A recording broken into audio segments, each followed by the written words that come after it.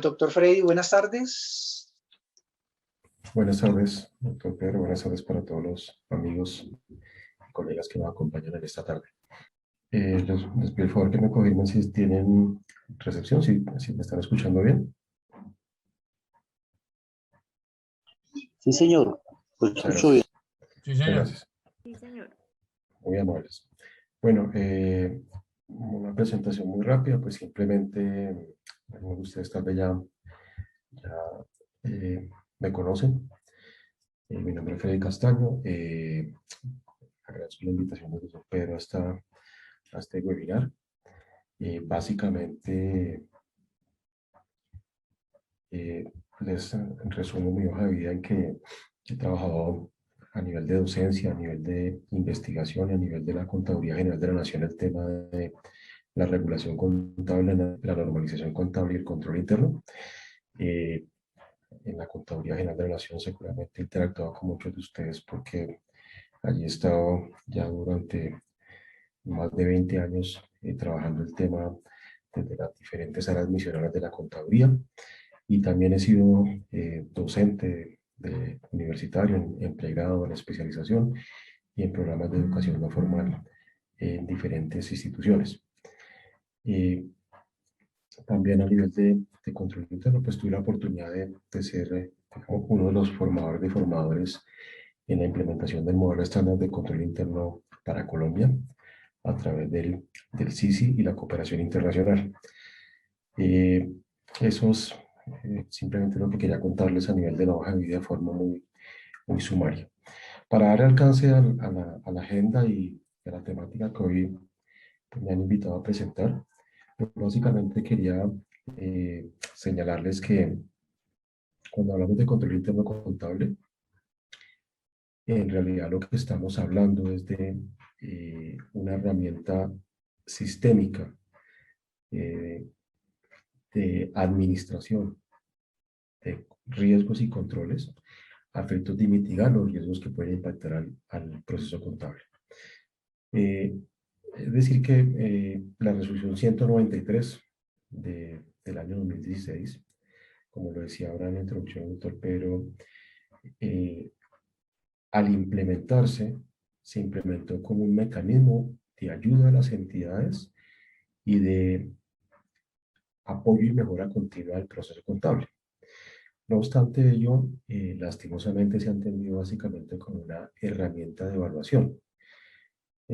Allí simplemente quería entonces, de forma inicial, decirles que desde mi perspectiva como coautor de esa resolución 193, pues básicamente es importante que comprendamos que el fin último no es la evaluación.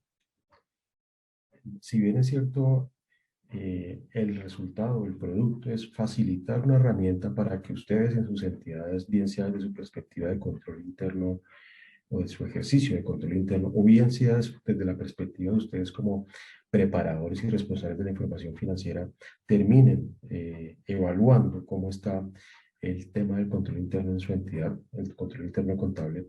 La perspectiva en realidad es en primera instancia, de forma relevante, que ustedes tengan una herramienta acorde a las demandas de los nuevos marcos normativos en relación con la administración de los riesgos y la implementación de controles que propendan para que el proceso contable logre su finalidad, que no es otra que producir información financiera que cumple con unas características cualitativas definidas en el régimen de contabilidad pública. Les pido el favor que me confirmen si están viendo en pantalla una presentación, por favor. Sí, señor. Muchas gracias. Sí, señor. Entonces, lo primero que nos quería invitar a que analicemos es que el proceso contable es un proceso más de la organización. ¿Por qué refiero a esto? Porque antes de estas herramientas de control interno contable y con anterioridad incluso a la resolución 193 del año 2016, la Contaduría General de la Nación, que recibió, digamos, el aval legal, constitucional e incluso por jurisprudencia en materia de sus competencias en materia en lo que corresponde al control interno contable. En algún momento, con la implementación del enfoque sistémico, gestión, calidad, control interno, y particularmente con la implementación del MESI, consideró en su momento que el proceso contable era un proceso al cual le aplicaban todos los componentes y los 29 elementos, por ejemplo, del MESI. Y eso es parcialmente cierto. Es parcialmente cierto en cuanto a que es correcto señalar, por ejemplo, que el proceso contable tiene una finalidad. Es correcto señalar que el proceso contable tiene que controlar, por ejemplo, el talento humano, que tiene que implementar controles, que tiene que propender por comunicar unos resultados, por difundir unos resultados, por rendir cuenta frente a esos resultados. Todo eso es correcto, pero lo que no es correcto es señalar que el modelo aplica estrictamente a todo el proceso contable en cada uno de sus 29 elementos. Eso llevó a que, por ejemplo, en el año 2007, la contabilidad sacara lo que en su momento denominó el MSIC, el modelo de control interno contable, y pretendió aplicar al proceso contable todos los 29 elementos del MESI. Y claro, allí generó en realidad una confusión importante en las entidades y una dificultad en realidad a qué apuntaba el proceso contable y qué era lo que quería controlar el proceso contable. Eso se corrigió posteriormente en el año 2008, cuando se simplificó el modelo de control interno, pero este modelo se quedó rezagado frente a las demandas que generaron la implementación de los nuevos marcos normativos sin convergencia con las normas internacionales. Entonces, el primer mensaje aquí es, cuando hablamos de control interno contable, en un segundo plano está en realidad la evaluación. Lo que nos interesa como tal, institucionalmente, en la entidad es cómo garantizamos que el proceso contable, se desarrolle de tal manera que logre unos objetivos que no son otros que los de generar una información. Información financiera, en un sentido amplio, y estados financieros en un sentido un poco más restringido. ¿Por qué hablamos de información financiera, de estados financieros y de reportes? Porque en realidad todas las normas de contabilidad, los diferentes marcos normativos, en el de gobierno, en el de 414, en el de entidades en liquidación, que no tiene nada que ver con norma internacional, o en el de las empresas cotizantes del sector público. Cuando hablamos de esos marcos normativos, allí se introduce una serie de conceptos y normas que están enfocadas a la preparación de estados financieros de propósito general. Y ese es un producto específico, con una finalidad específica y unos usuarios específicos. Y se entiende que esa información que se genera a través de los estados financieros de propósito general origina una información mucho más amplia, información financiera mucho más amplia, y reportes también con finalidades específicas y usuarios específicos, de tal manera que si los estados financieros y la información financiera que se produce y que se sintetiza en los estados financieros cumple esas características fundamentales de representación y relevancia, allí podemos garantizar entonces que lo que se derive de esos estados financieros, esa información de propósito especial, esos reportes, esa información financiera mucho más específica que busca atender necesidades puntuales de los usuarios, pues va a tener también esas características. Entonces me explico. Si en el estado de situación financiera yo tengo adecuadamente reflejada la información relativa a la cartera, por ejemplo, pues claramente cuando cualquier usuario, mi gerente, mi director, mi alcalde o mi gobernador me pida un informe específico sobre cartera y sobre la situación de la cartera, si esa información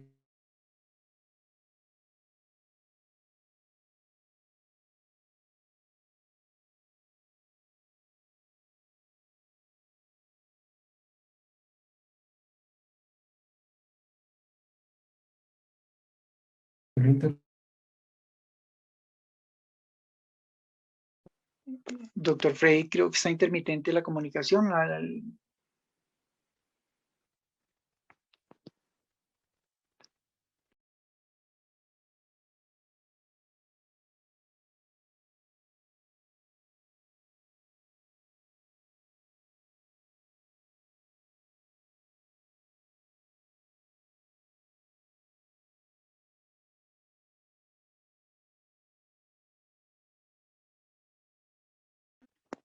Disculpe, doctor Frey, tiene apagado su micrófono y la presentación se cayó.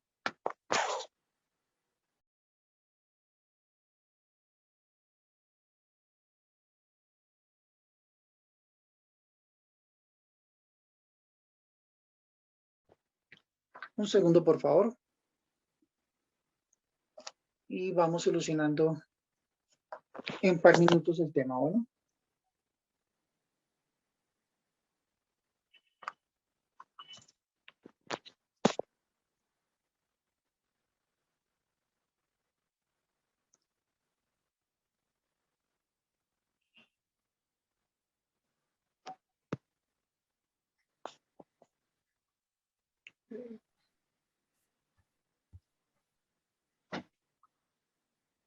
¿Me confirma si está viendo en pantalla la presentación? Sí, señor, nuevamente retomamos. ¿Tenemos sonido? Bueno. Sí, también. Entonces, primer mensaje, el tema del control interno contable no se dirige a una evaluación. La evaluación está en un segundo escalón. La evaluación lo que busca simplemente es que la Contaduría General de la Nación, a través de un informe que centraliza a través del CHIP, dé cuenta de cuál es el estado del control interno contable de las organizaciones. Pero eso es un elemento marginal. El elemento central de la resolución 193 del año 2016 en particular es generar en las entidades una herramienta que les permita aproximarse, como decía el doctor Pedro Pablo, al cumplimiento de los diferentes marcos normativos a través de garantizar que el proceso contable opera e implementa unos controles eficientes y efectivos que redundan en que finalmente la información financiera y específicamente los estados financieros de propósito especial cumplen con unas características fundamentales definidas en el régimen de contabilidad pública en los diferentes marcos conceptuales, cuáles son las de representación fiel y relevancia. Si eso se cumple allí, lo que la perspectiva del control interno contable es que si se producen estados financieros que cumplan con esas características, estados financieros de propósito general orientados a satisfacer necesidades de los diferentes usuarios que no están en capacidad de solicitar información específica, sino que tienen simplemente la posibilidad de acceder a los estados financieros con sus correspondientes revelaciones, el juego completo de los estados financieros, y a partir de eso hacerse una idea de lo que está pasando financieramente en la entidad. Si eso se cumple, todos los informes que deriven en materia financiera y contable, pues también cumplirán con esas características. ¿Por qué hablamos de que es un proceso que está en cabeza de la alta dirección y la financiera? Claro, porque es que uno de los problemas que se ha identificado es que se entiende que el proceso contable es un proceso del contador. Y resulta que ello no es así. Como cualquier otro proceso de la organización, el proceso contable opera bajo un enfoque de modelo de operación por procesos, pero en un enfoque sistémico. Quiere decir que en ese proceso de operación del proceso contable recibe insumos internos y recibe insumos externos, recibe insumos de otras áreas y recibe insumos también de actores externos para aplicar los criterios de identificación, clasificación, medición, registro y posteriormente presentación y revelación en los diferentes informes financieros.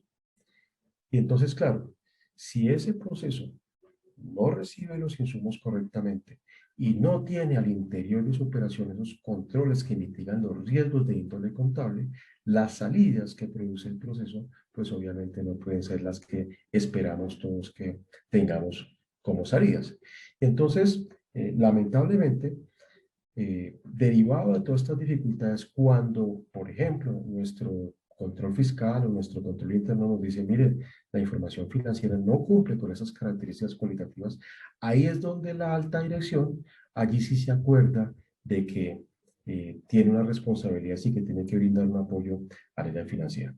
Entonces, por eso, importante señalar que cuando la resolución 193, por ejemplo, define el proceso contable, lo define como un proceso que está en cabeza de la alta dirección y del área financiera.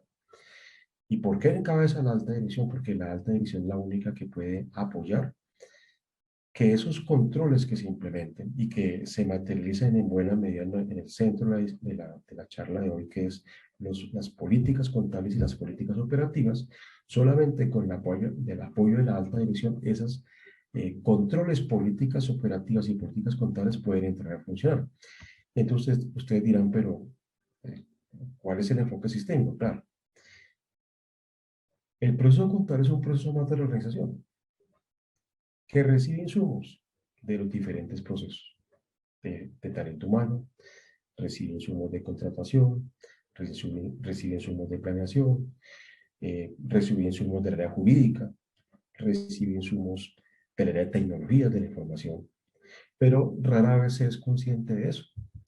Se piensa que el papel del proceso contable es simplemente tratar de capturar la información, hacer el procesamiento de identificación, clasificación, medición, revelación, presentación y salida de información sin tener en cuenta que, como cualquier otro proceso, requiere unos datos que tienen que cumplir unas condiciones de oportunidad y calidad. Entonces, se pierde de vista de que el proceso contable no es un proceso como cualquier otro para operar y entregar los productos. El proceso contable es un proceso que en principio tiene una finalidad que es producir información financiera. Pero información financiera para satisfacer necesidades. Esa es la finalidad. Si esas necesidades de los usuarios no se satisfacen con la información financiera, es porque ésta tiene problemas en cuanto a la preparación, en cuanto al cumplimiento normativo, en cuanto a su operación, o tiene problemas en la comunicación. Y ahí tenemos otro link en el enfoque sistémico. Claro, hay un componente específico de nuestros sistemas de gestión y nuestro sistema de control interno, cuáles son los de la comunicación. Comunicar internamente y comunicar hacia afuera, comunicar hacia los diferentes usuarios. Ese producto, que es la información financiera, es como en cualquier otro proceso, de manera operativa o estratégica, el proceso contable tiene una finalidad. ¿Cuál es la finalidad? Producir estados financieros, producir información financiera que cumpla con unas características de calidad, llamémoslo así. Si yo analizo entonces cuáles son los riesgos de índole contable, tengo que llegar a la conclusión que, así como recibo información interna y externa, también mis riesgos provienen entonces de eventos internos o externos.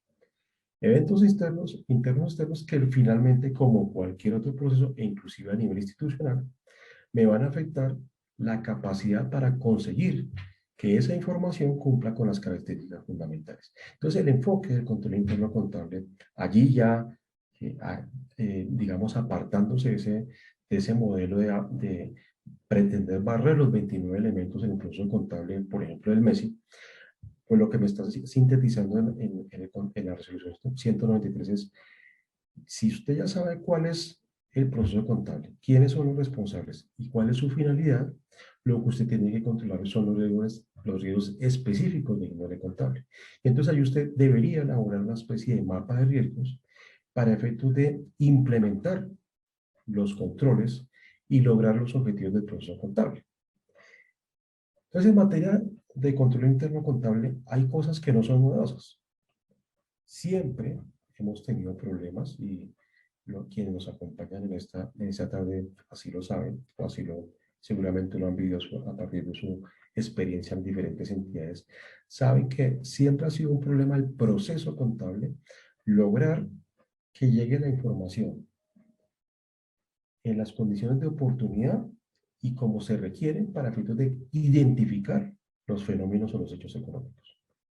Claro, a partir de eso, tengo un problema. Si no logro identificar bien los hechos económicos, pues voy a tener problemas en la clasificación también de los hechos económicos. Esa ha sido una problemática que hemos arrastrado en ausencia de los nuevos marcos normativos o con ellos. ¿Y deviene de qué? Deviene de que en esos eventos internos y externos, donde actúan actores internos y externos, podemos tener problemas para que la información llegue al área financiera y yo pueda identificar los hechos económicos. Entonces, la primera dificultad que hemos tenido siempre en el proceso contable es la identificación del hecho económico. ¿Por qué? Porque a veces la información no llega a la área financiera para efectos de que la área financiera interprete si ese hecho administrativo, ese hecho que se dio económicamente y que implica seguramente unas afectaciones presupuestales o no presupuestales, deben ser objeto de reconocimiento o no en la contabilidad. Pero para eso requiero que la información llegue y llegue a unas condiciones que me permitan entrar a verificar cuál es el hecho y cómo lo voy a clasificar. Claro, allí ya tenemos unas primeras divergencias o novedades en relación con los marcos normativos, y es que a partir de ese tema de identificación, clasificación, etapas propias del proceso contable, ahora le estamos agregando unos ingredientes también que nos generan unos retos en materia de calidad de información. Y es que, además de identificar los hechos económicos, allí yo tengo que aplicar los nuevos marcos normativos para clasificar adecuadamente el hecho económico. Antes había conceptos que no teníamos asociados a los nuevos marcos normativos, como por ejemplo una propiedad de inversión. Pues, todos sabemos que nuestros inmuebles pues básicamente eran propiedad, planta, equipo, propiedad de inversión. Ahora los nuevos marcos normativos me dicen, no, porque es que para clasificar usted tiene que saber cuál es la intención de uso de ese bien inmueble. Entonces, si la intención de uso de ese bien inmueble es que genere rentas en condiciones de mercado, usted no está ya ante una propiedad, planta, de equipo, sino que ese inmueble puede ser una propiedad de inversión. Pero claro, allí yo tengo que tener claridad sobre el negocio y tengo que tener una información que me llega de origen interno o externo para efectos de facilitar esa clasificación, esa identificación. Un segundo aspecto, la medición. Claro, siempre ha habido un problema porque lo que yo debo reconocer en una contabilidad financiera tiene que ser objeto de medición monetaria. Entonces tenemos otra vez algunas dificultades porque desde el reconocimiento inicial de cualquier hecho económico yo necesito medirlo y después actualizarlo, lo que nuestras normas llaman la medición posterior. Entonces puedo tener otras dificultades. Si no tengo adecuadamente afinados los procesos, actividades y controles y las políticas para efectos de garantizar que voy a tener la información necesaria para hacer una medición adecuada en el reconocimiento inicial y después hacer una medición adecuada en la actualización o en la medición posterior. Entonces, siempre hemos tenido algunas dificultades, por ejemplo, para efectos de la medición, porque, por ejemplo, hemos podido reconocer diferentes elementos de los activos al costo. Y entonces ahora, entonces la normativa me dice, no, es que el costo no es solamente el valor de adquisición. Es que el costo puede ser el valor de adquisición más erogaciones que usted haya hecho, que la entidad haya hecho en ese activo para ponerlo en las condiciones de uso. Claro, allí ya necesito otra información diferente. O sea que noten ustedes que para efectos de la medición estábamos, en el proceso contable estábamos muy asociados a la factura. Yo con la factura de adquisición de un bien, pues yo sabía cuál era el registro y sabía cuál era el costo para efectos de la medición al reconocimiento inicial. Pero ahora la normativa me impone otras condiciones y me dice, no, pero ojo porque es que el costo no es solamente el valor de adquisición, el costo puede ser el que se le da en una transacción sin contraprestación, porque un tercero le donó a usted un bien, entonces ya usted tiene que acudir a una medición buscando que alguien le aporte el valor de mercado o que alguien le aporte un costo de reproducción o que por lo menos la entidad que le está entregando el bien le entregue el valor en libras para que usted pueda medir. Y allí otra vez me está metiendo noten ustedes, en un reto adicional con respecto a la medición, porque el costo no se limita a, un valor, a lo que me diga una factura o al valor de adquisición, sino que puede tener asociados otras erogaciones que no necesariamente están en la factura inicial, digamos, de adquisición de un bien. Y si voy a nivel de la presentación de los estados financieros, pues básicamente nosotros, para efectos de presentar los estados financieros, siempre hemos tenido que implementar controles a fin de que yo pueda sistematizar la información y presentarla en lo que llamamos la carátula de los estados financieros en cada uno de ellos, en el estado de situación financiera, en el de resultados, en el de cambios en patrimonio. ¿Qué necesito?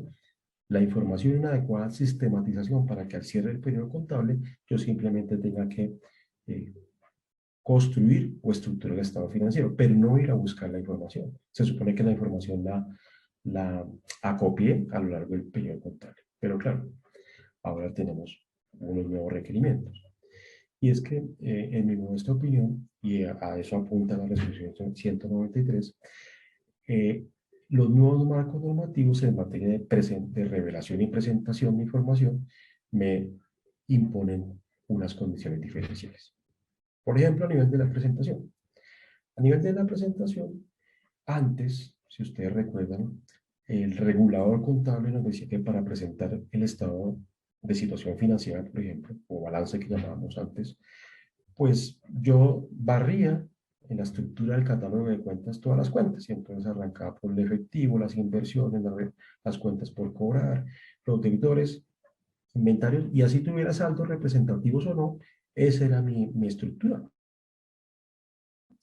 Ahora los nuevos marcos normativos me dicen, no, eso ya no es así.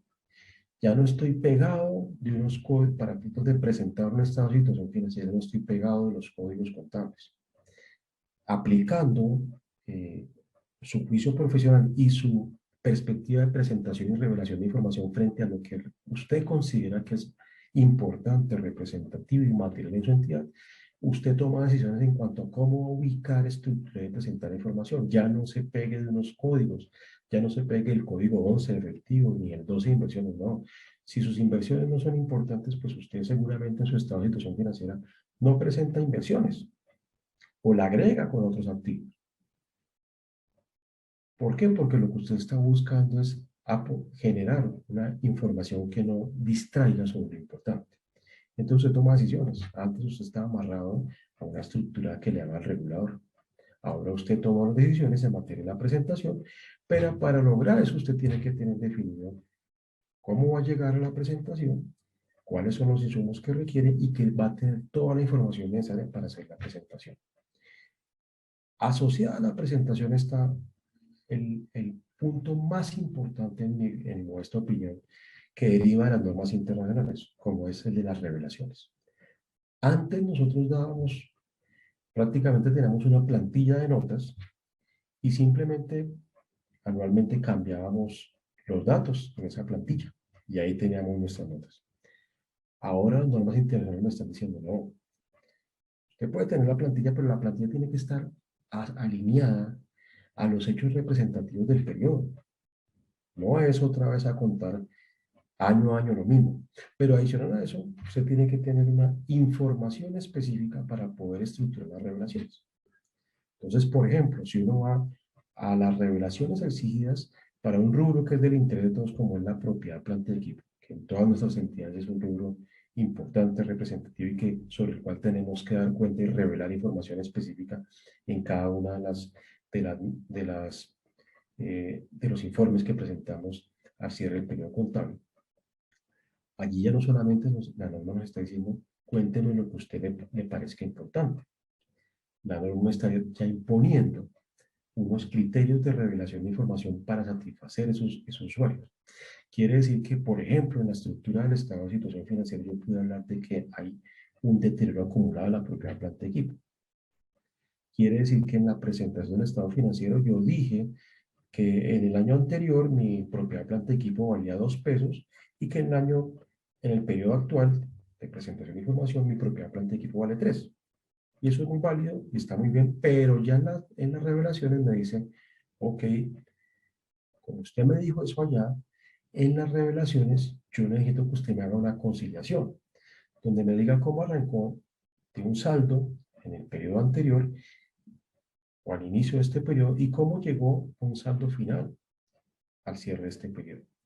Porque allí en la propiedad planta equipo, por ejemplo, se dio que a lo largo del periodo contable se dieron adquisiciones de bienes, se dieron bajas de bienes o retiro de bienes, se dieron depreciaciones, se pudieron haber dado deterioros, se pudieron haber dado depreciaciones por componentes, se pudieron haber dado incorporaciones de bienes por cesiones, por traslados, por transferencias, por subvenciones. Y entonces yo necesito que usted me dé cuenta de una revelación específica sobre esa situación. Si usted aplica las normas contables, los nuevos requerimientos de los marcos normativos, pues usted seguramente estará haciendo una buena aplicación en todo el proceso contable, desde la identificación de los hechos asociados a la propiedad, planta y equipo, hasta su clasificación, su medición inicial y su medición posterior. Y usted hasta ahí va muy bien con la aplicación normativa. Pero resulta que en materia de la generación de información financiera, con unas características de calidad, como es el objetivo del proceso contable, usted no puede limitarse a eso. El usuario necesita que usted le cuente en una revelación cómo fue que arrancó de un saldo al inicio del periodo y terminó en la propiedad, planta y equipo con otro saldo al cierre del periodo contable. Y cómo fue que se afectaron esos saldos producto de todos los hechos que se dan a lo largo del periodo. Adquisición de bienes, baja en cuentas de bienes, depreciaciones, deterioros, reversiones de deterioro, etcétera, etcétera. Y usted dice, ¿y eso qué tiene que ver con el control interno contable? Pues tiene que ver todo. Porque yo pude haber aplicado la normatividad tal cual me lo dice el marco normativo 414, el de gobierno, el de cotizantes, el de garantía de liquidación, y lo estoy haciendo perfectamente bien. Pero cuando llego a la presentación de información y a la revelación de información, ahí voy a tener dificultades si yo no tengo claramente implementadas unas políticas contables y operativas que me garanticen que esa información que se dio a lo largo del periodo contable, yo no tengo que ir a buscarla para presentar y preparar información y revelar información, sino que cuando me toque en febrero preparar el estado financiero, yo ya tengo toda la información debidamente sistematizada, organizada, para efectos de armar un cuadro que me permite hacer esa conciliación que, por ejemplo, me exige esa norma en particular. Y claro, asociado a los nuevos marcos normativos, hay unas exigencias que tienen que ser adecuadamente paliadas en las políticas contables y en las políticas operativas. Siempre el contador ha tenido que aplicar juicios profesionales. Digamos, allí no hay novedad. Pero lo que sí me parece importante señalar es que indudablemente los nuevos marcos normativos nos exigen mucho más en materia de juicios profesionales.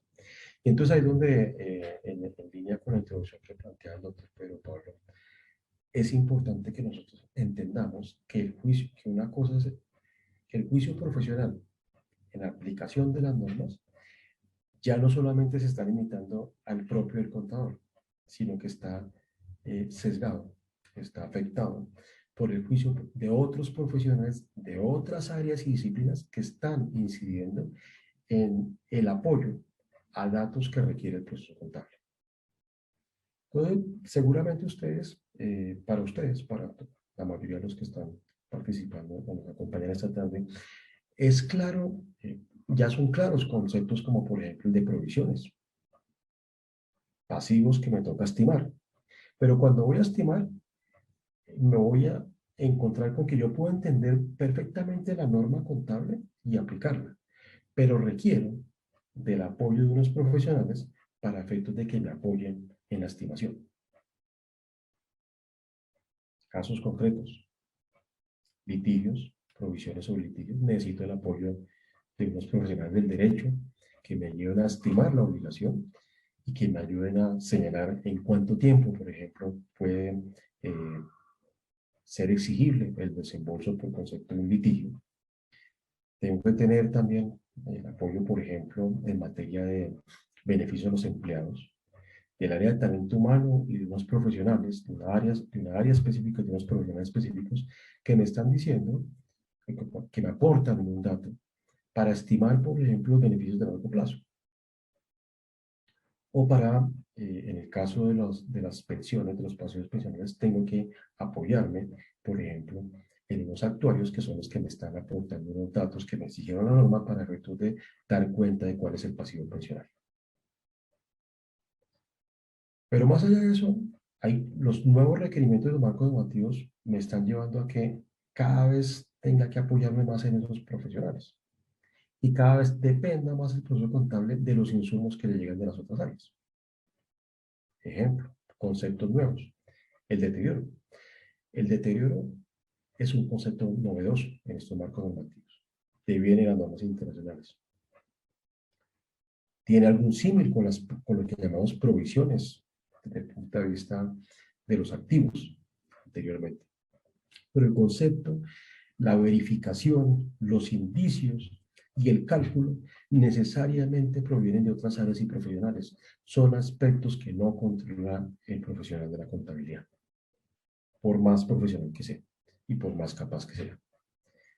Entonces, cuando me hablan del concepto de deterioro, que es un concepto completamente nuevo, asociado a los nuevos marcos normativos, yo puedo tener, desde mi perspectiva contable, puedo tener claro el concepto y puedo tener claro cuál es el registro, cuáles son las revelaciones y qué es lo que me implica verificar el deterioro. ¿Qué problema tengo? Que necesariamente tengo que acudir a otras áreas y profesionales para efectos de que me apoyen en calcular y verificar el deterioro. Entonces me explico. Primero, el requerimiento que necesito de otras áreas. ¿Cuál es el indicio de deterioro? Porque las normas me dicen los indicios de deterioro pueden ser externos y pueden ser internos. Claro, el deterioro de una propiedad de inversión, pues es claro, puede ser claro en estos años en los que hay dificultades y donde en nuestras ciudades el 30% de los locales comerciales tienen aviso de se arriendan. Entonces eso puede llevar a una entidad a decir, mis locales comerciales han sido desocupados y entonces tal vez haya un índice de deterioro y tal vez han perdido valor en el mercado. Pero ese dato lo puede sospechar el contador, pero no es el contador en realidad quien entra a decir, mire, hay un hecho particular que no debe llevar a verificar deterioro. Alguien me lo tiene que decir. Entonces, seguramente en nuestras organizaciones hay alguien en un área específica que maneja ese tipo de bienes, que administra ese tipo de bienes y que conoce ese mercado para que me apoye a verificar si efectivamente, producto de esa situación particular, de ese indicio de deterioro, se hace necesario reconocer el deterioro. Y entonces tengo que acudir a estimaciones que desbordan la capacidad del contador, por más voluntarioso y capaz que sea el mismo. Tengo que apoyarme en alguien que conoce el mercado de los inmuebles para que me diga, oiga, ¿cuál puede ser el valor de mercado de este bien si yo pretendiera recuperar su valor a través de la venta? Y si además me toca ir a verificar un valor en uso, pues claramente es esa área y esos profesionales los que me pueden apoyar para estimar cuáles son los flujos netos que puede producir ese activo para efectos de verificar el valor en uso. Entonces, no tienen ustedes que les estoy dando un caso específico asociado a nuestros nuevos marcos normativos que desborda completamente las capacidades y competencias del área financiera contable y que implica necesariamente que a nivel de la política contable y de las políticas operativas se implementen procedimientos y actividades de control que faciliten, permitan y, entre comillas, obliguen a esas áreas y profesionales a apoyar este tema. Otra vez, en días pasados, uno de sus colegas comentaba la situación. Yo tengo claro que en una edificación parcial que se construyó en mi entidad, vamos a tener que incluir un costo grandísimo para un desmantelamiento, y eso lo tengo claro. Y como contador yo miro la norma y observo que ahí aplica el tema del desmantelamiento. ¿Qué problema tengo? ¿Cuál es el área que se me compromete con un profesional que me apoye para estimar cuánto vale el deterioro? Perdón, el desmantelamiento. Otra vez, un concepto novedoso que introdujeron los marcos normativos. Entonces, necesariamente, se hace necesario a nivel de control interno contable que no solamente se implementen unas políticas contables acordes a esa realidad, sino que las políticas contables se operativicen, se puedan hacer realidad en su aplicación a partir de políticas operativas. Y entonces, en materia de control interno contable, el primer gran reto que nos imponen los nuevos marcos normativos es, hay que definir políticas contables.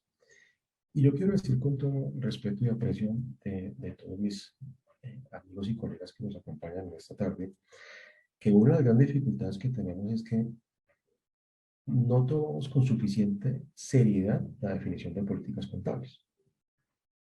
Y entonces uno encuentra situaciones como las siguientes.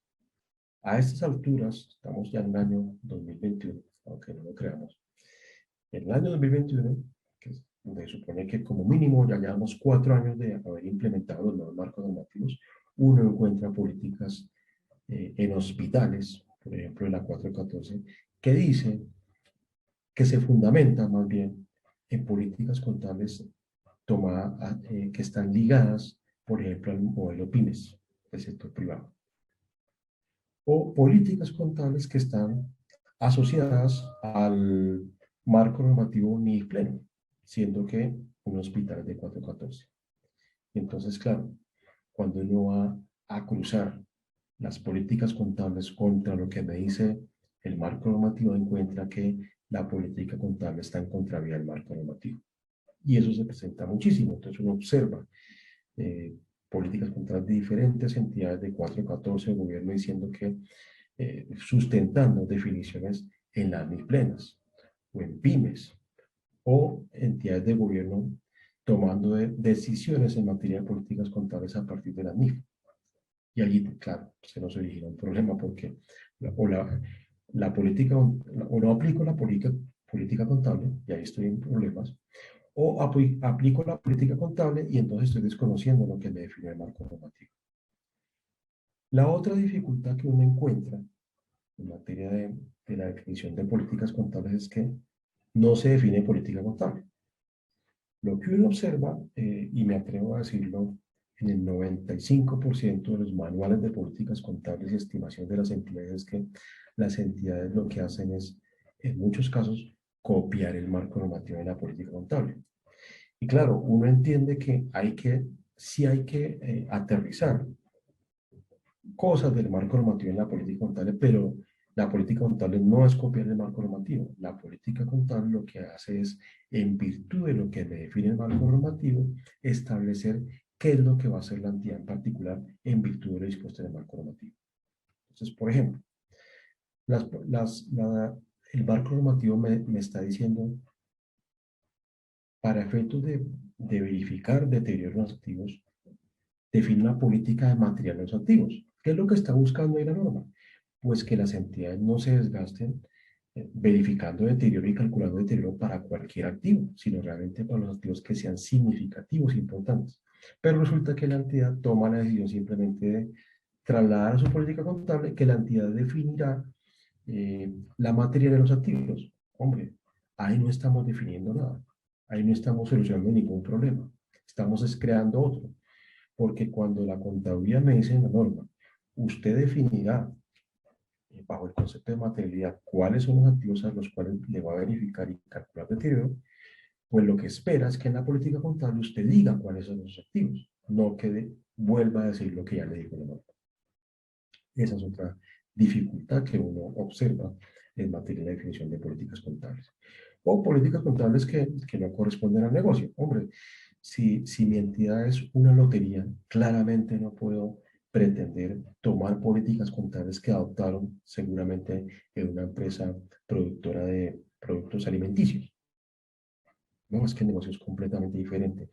Entonces, la política contable se tiene que entender como observando mi marco normativo, donde yo tengo que definir cosas, defino cosas en función de la actividad y el negocio que yo hago.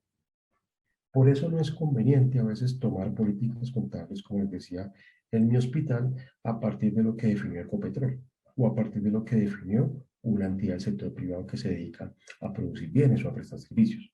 Porque es que el negocio de un hospital es completamente diferente, la facturación es completamente diferente, la operación es completamente diferente, opera en un ámbito muy especializado y en consecuencia las políticas contables deben observar o adecuarse a la realidad del quehacer de la entidad. Y finalmente, Mi política contable puede haberme quedado muy bien. Partamos de esa base. El problema es que la política contable solamente va a ser aplicable si se materializa en procedimientos y en políticas de operación. Y ahí entonces estamos cortos en todas las entidades. Yo pude haber hecho una buena política contable, pude haber dicho cuáles son mis elementos de propiedad, planta de equipo que reconozco en la contabilidad, cuáles son los que controlo administrativamente. También pude haber dicho cómo implemento el costo para efectos de la medición inicial, cómo lo implemento para la medición posterior. El problema de eso está en que solamente los procedimientos y las políticas operativas me permiten realmente llevar a la realidad la aplicación de las políticas. Y entonces ahí vamos a ser un poco insistentes en la definición de las políticas de operación. ¿Qué implica definir políticas de operación? Implica aterrizar en los procesos y procedimientos el cómo voy a hacer realidad la aplicación de esas políticas contables. Entonces, ejemplo, yo pude haber definido que cuando se presente un indicio de deterioro en un elemento de propiedad planta de equipo, voy a verificar el deterioro. Y que voy a aplicar y que yo considero que mis activos no son generadores de efectivo y entonces voy a aplicar el deterioro de un activo no generador de efectivo.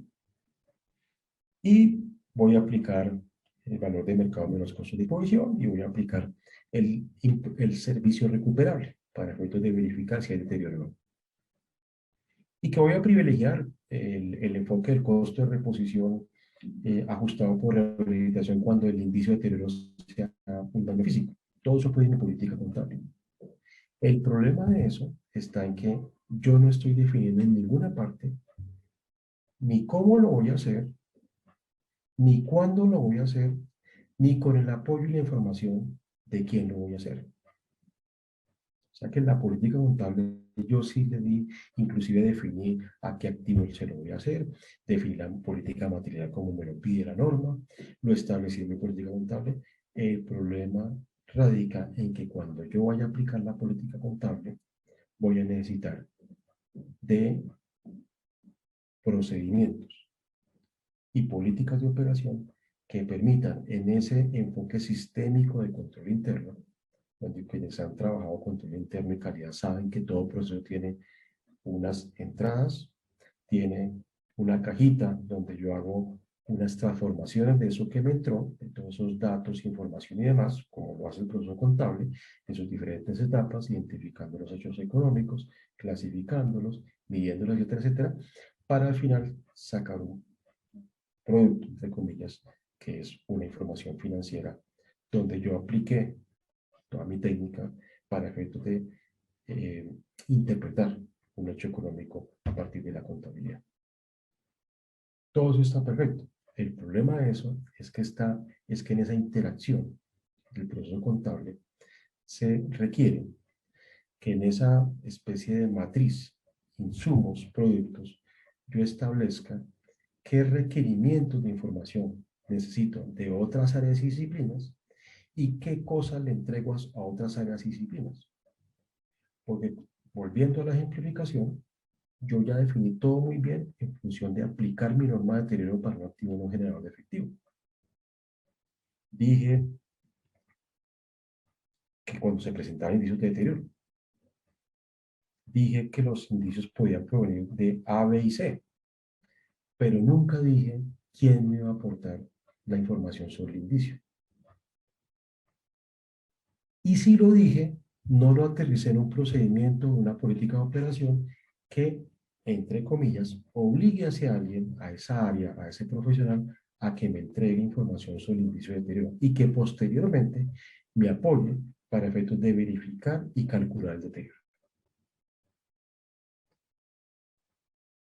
Y tomé eso simplemente como un caso, pero ustedes seguramente lo extrapolarán a otras situaciones, como son el tema de provisiones, como son el tema de cuando tenemos que vernos obligados a estimar, pues está claro que el contador puede estar muy capacitado, puede conocer muy bien la entidad, pero no necesariamente per se y por sí solo está en la capacidad de meterse a hacer estimaciones, tiene que apoyarse en otros profesionales. Eso puede que incluso esté en la política contable, pero no se materializa en la política de operación. No está aterrizado en procedimientos, no está aterrizado en el enfoque sistémico del modelo de operación por procesos, donde yo establezca quién me entrega algo y cuándo me lo entrega y en qué condiciones, y qué le entrega el proceso contable a esas otras áreas y en qué condiciones.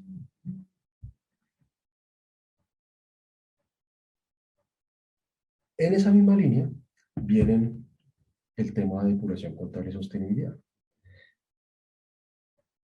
Nosotros nos acostumbramos a que sin saneamiento contable no hay depuración y sostenibilidad. Y resulta que la resolución 193 lo que me está diciendo es, mire, usted ya hizo un proceso importante de implementación de los nuevos marcos normativos y para eso tuvo que haber hecho una especie de depuración y saneamiento contable. Pero no pierda ese esfuerzo, porque no pierda el esfuerzo. Me están diciendo que hay unas preguntas, doctor Pedro.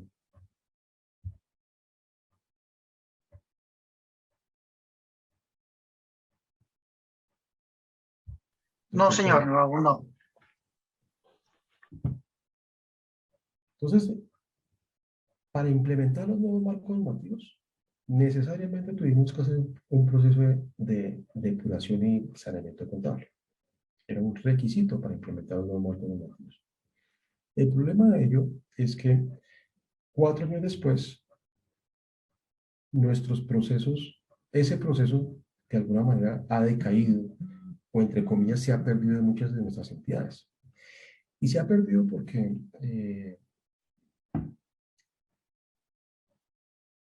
otra vez, desde la alta dirección y con un enfoque sistémico institucional, no se observa como importante o no se dan las herramientas para efectos de la depuración contable, la sostenibilidad contable permanente.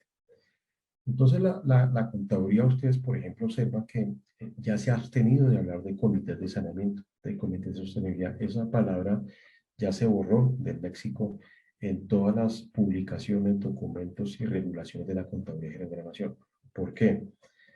Porque es que estos procesos ya no pueden depender de un comité de un proceso de saneamiento.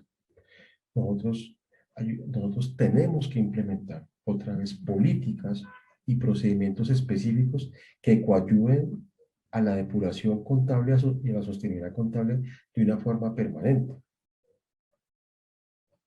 No de una forma parcial, para que tengamos las situaciones que tenemos cada tanto que la Contraloría o nuestra revisoría o nuestro control interno dice, mire, aquí hay unos problemas en la cartera o la información que usted tiene en la área de bienes no corresponde con la que está en contabilidad.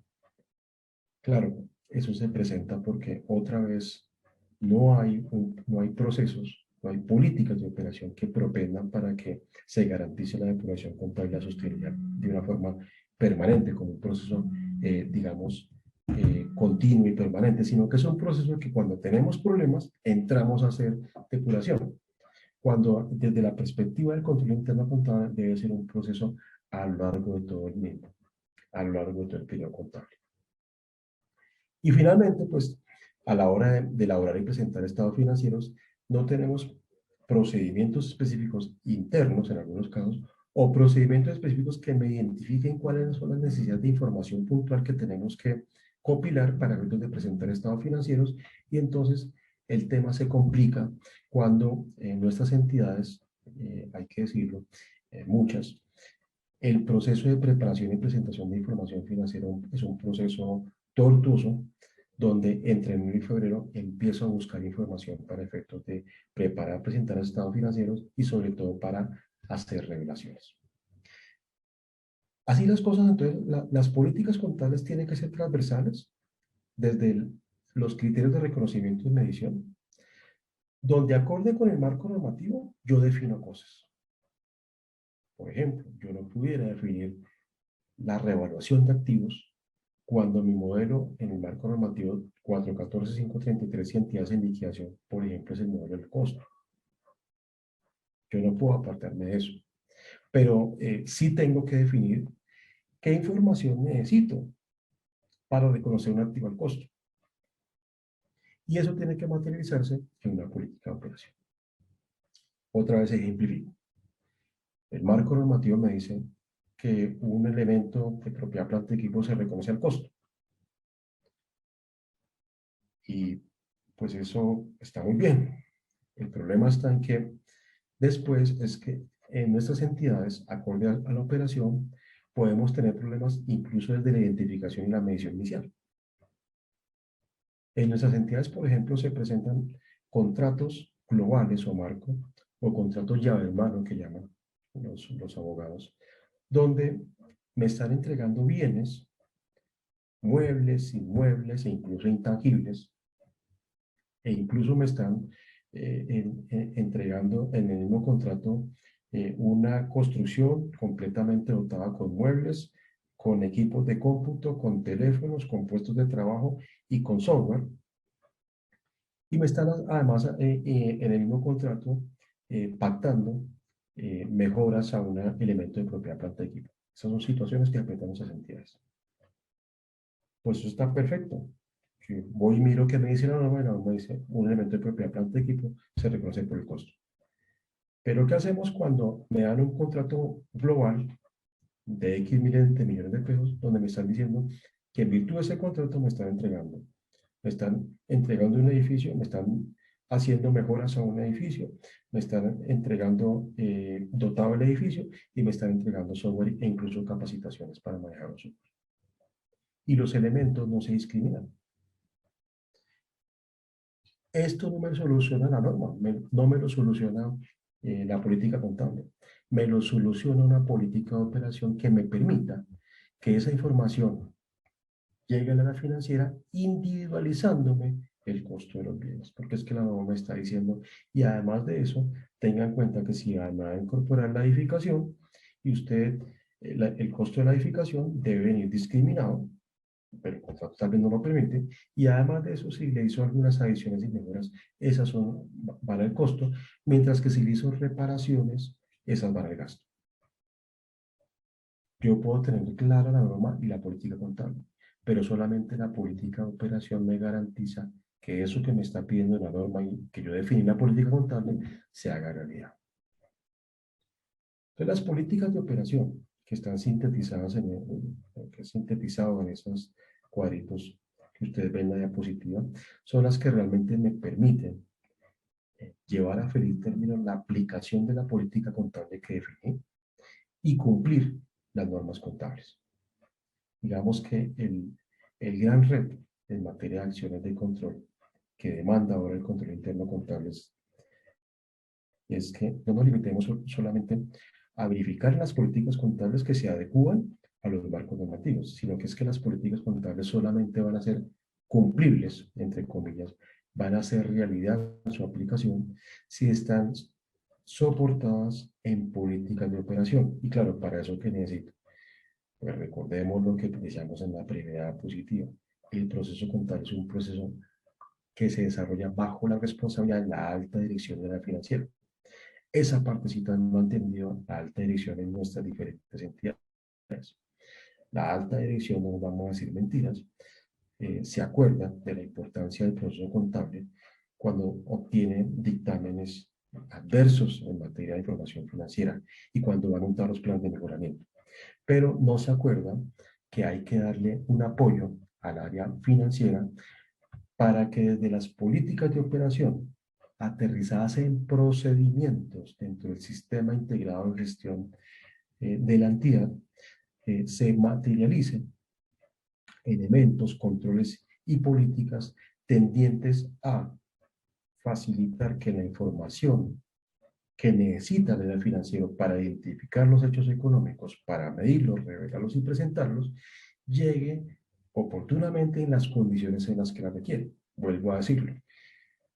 A mí me puede llegar el contrato, pero si el contrato me dice que es un contrato global de llave en mano, que no me discrimina los bienes entre cuánto es el costo del inmueble, cuánto es el costo de los equipos, cuánto es el costo de los escritorios, cuál es el costo de los mantenimientos, cuál es el costo de las mejoras, cuál es el costo de las adiciones, sino que me dan un contrato marco, claramente usted puede conocer muy bien la norma, haber definido una buena política contable, pero eso le va a impedir en forma definitiva que usted dé aplicación a la norma y por tanto que usted dé aplicación a su política contable. Y eso mismo ocurre en los diferentes hechos que estoy presentando acá y que ustedes en la realidad de sus entidades pues seguramente van a aterrizar. Claro, si yo no defino eso y si además una cosa particular, si yo no defino el área de los responsables de proveer la información para el proceso contable, allí otra vez estoy quedándome corto. Porque yo puedo definir qué necesito, cómo necesito y cuándo lo necesito, pero si un procedimiento, una política de operación no me dice en concreto quién me va a apoyar con la generación de información y quién me va a apoyar con la obtención de información y datos, pues otra vez la política contable se me queda sin cumplir. Y eso obviamente impacta sobre todos esos elementos que vemos acá en esta diapositiva, en esta última diapositiva que les estoy presentando. Y es que en la medida que yo no garantice que la política contable y por ende el cumplimiento de los marcos normativos trasciendan a través de políticas de operación y procedimientos específicos que se materialicen en estos aspectos, pues claramente mi proceso contable va a estar siempre amenazado, en riesgo, en materia de cumplir con esas características cualitativas que definimos para la información financiera y los estados financieros. No quería extenderme más para cumplir con la agenda y el tiempo. Les dejo, doctor Pedro, para que usted cierre y si hay alguna intervención, pues la tengamos en cuenta. Muchas gracias. Doctor Freddy, muy amable. Claro que sí, hay muchas. Esperamos que algunos de los colegas que nos están acompañando puedan tener alguna par de preguntas para el doctor Freddy antes de concluir nuestra presentación y posteriormente en un par de minutos para lo que les había prometido. Vamos a hacer una pequeña rifa. ¿Algunas preguntas, por favor, para el doctor Freddy?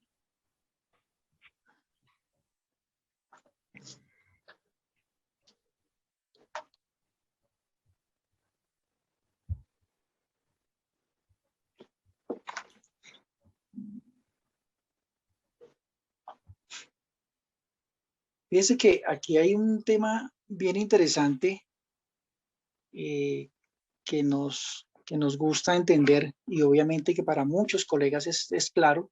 Aquí tenemos algunos invitados que ocupan algunos cargos de control en las oficinas de control interno y de pronto quisieran tener más información del tema.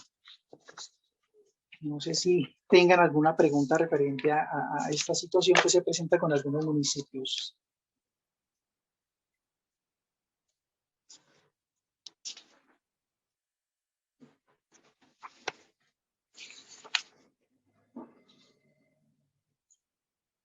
Bueno, al parecer creo que quedó claro la información y quería comentarles, ya culminando, que efectivamente si queremos profundizar en este tema en específico, ¿cierto? Si queremos ahondar más en el tema, porque tiene que ver con un curso que se está promocionando precisamente para abordar todos estos temas de manera mucho más profunda. Es un curso de control interno de las entidades públicas en Colombia. Este curso consta de 16 horas y vamos a iniciar este curso el 7 de agosto y vamos a tener obviamente la presentación del doctor Freddy Castaño haciendo esta introducción mucho más clara sobre este certamen. Además, vamos a tener el acompañamiento del doctor Daniel Orlando Hurtado Cabrera, que es funcionario de la Contraloría General de la República, y desde ese punto de vista vamos a enfocar mucho más claro el tema de mucho más claro de lo que es el control interno como tal y por qué la importancia del control interno en Colombia en entidades públicas.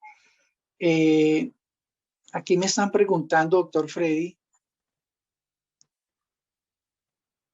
¿Me podría indicar, por favor, cuál es el proceso para conformar el Comité Técnico de Sostenibilidad Contable y cuál es la normatividad aplicable, doctor Freddy? Gracias por la pregunta.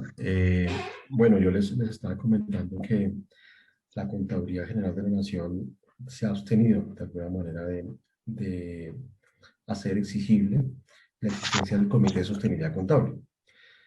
En realidad, en la resolución 193, ¿y por qué llegó allí? Pues básicamente porque la función pública se dio cuenta de que había exceso de comités en las entidades.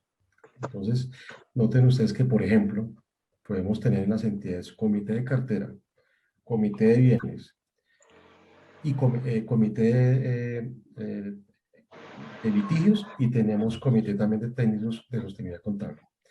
Entonces, la contaduría allí lo que estableció es que, como este no es un comité, y así lo definió la función pública prácticamente la instrucción que dio es, deben tratar de eliminarse los comités que no sean obligatorios y exigibles legalmente en las entidades. Eso no quiere decir que las entidades no puedan tener, como dice la resolución 193 y esta diapositiva, que tienen ustedes en pantalla en el numeral 11, un comité técnico de sostenibilidad o depuración contable u otra herramienta, señala la resolución 193. Entonces, para resolver la pregunta, no es obligatorio constituir un comité técnico de sostenibilidad contable. Ustedes pueden implementar un comité de depuración o de sostenibilidad contable o un comité complementario a otros comités que existan en la entidad, donde lo que sí se requiere es definir quiénes lo integran y cuáles son las competencias. Y allí simplemente quiero cerrar brevemente con una precisión, y es que en algunas entidades se está pensando que el comité de sostenibilidad o de depuración reemplaza al contador, o el contador piensa que el comité lo va a reemplazar a él. Hay cosas que son propias del ejercicio contable y que yo como contador no puedo esperar a que eso me lo solucione un comité técnico. Hay cosas, por ejemplo, en materia de cartera, en materia de manejo de bienes y demás, que requieren del apoyo interdisciplinario que puede dar un comité de depuración, sostenibilidad de bienes o comité contable, como se quiera denominar la entidad, reiterando que no es obligatorio. Pero lo que sí es necesario es que ustedes en sus entidades se apoyen de la alta dirección para que exista una instancia, llámese como se llame, de apoyo en la depuración y sostenibilidad contable permanente, donde, para responder puntualmente a la pregunta, lo que se debe definir es quiénes lo integran, bajo qué condiciones debe reunirse y cuándo amerita y sobre qué temas va a decidir, y que efectivamente se garantice la toma de decisiones en ese comité, que fue otra de las particularidades que observó la contaduría. La contaduría observó que había hecho prácticamente obligatorio la asistencia del Comité Técnico de Sostenibilidad Contable, pero el Comité Técnico de Sostenibilidad Contable no estaba operando, o no se reunía, o cuando se reunía no tomaba decisiones. Entonces, en concreto, no es obligatoria la asistencia al Comité de Sostenibilidad Contable. Lo que se sugiere es que exista una instancia de apoyo al proceso contable en materia de depuración y sostenibilidad, que se puede denominar como ustedes lo quieran denominar en su entidad, donde se garantice la presencia de las diferentes áreas que puedan aportar en materia de eso, la sostenibilidad contable, donde se definan las funciones, los integrantes de las diferentes áreas y cuáles son las decisiones que puede y debe tomar ese comité al interior de la organización. Vale, doctor Freddy, muchas gracias.